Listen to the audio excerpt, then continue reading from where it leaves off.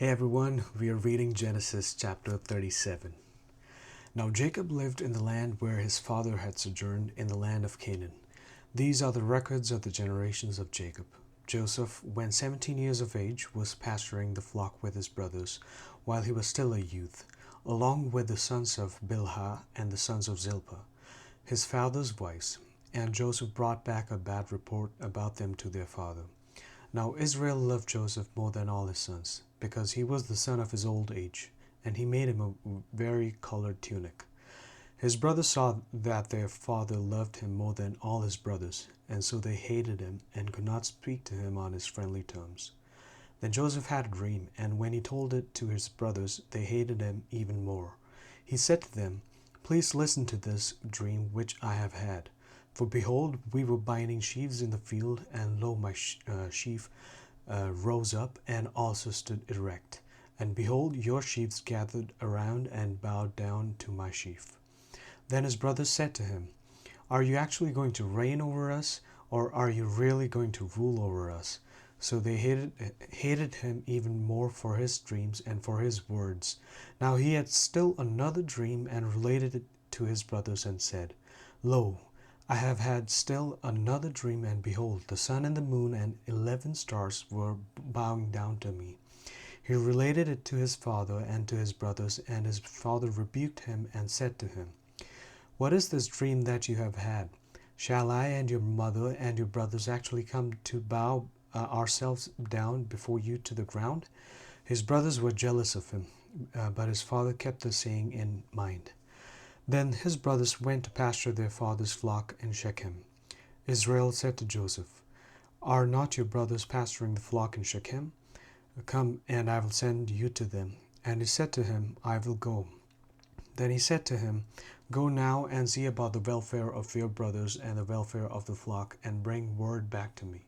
So he sent him from the valley of Hebron, and he came to Shechem.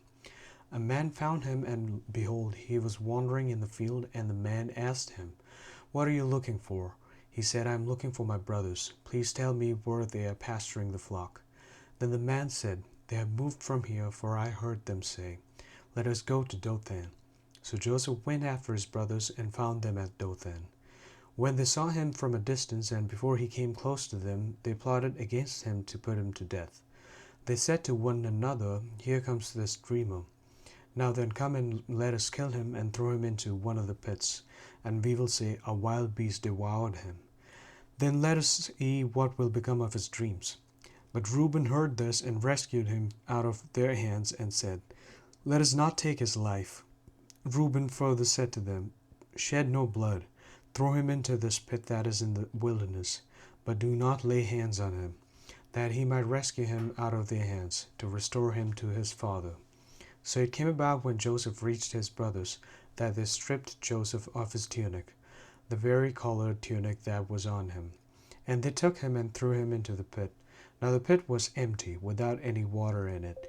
Then they sat down to eat a meal, and as they raised their eyes and looked, behold, a caravan of Ishmaelites was coming from Gilead, with their camels bearing aromatic gum and balm and myrrh on their way to bring them down to Egypt. Judah said to his brothers, "What profit is it for us to kill our brother and cover up his blood? Come and let us sell him to Ishmaelites and not lay our hands on him. For he is our brother, our own flesh." And his brothers listened to him. Then some Midianite traders passed by, so they pulled him by and lifted Joseph out of the pit and sold him to the Ishmaelites for 20 shekels of silver. Thus they brought Joseph into Egypt. Now Reuben returned to the pit, and behold, Joseph was not in the pit, so he tore his garments. He returned to his brothers and said, "The boy is not there. As for me, where am I to go?" So they took Joseph's tunic and slaughtered a male goat and dipped the tunic in the blood. And they sent the vari-colored tunic and brought it to their father and said, "We found this. Please examine it to see whether it is your son's tunic or not."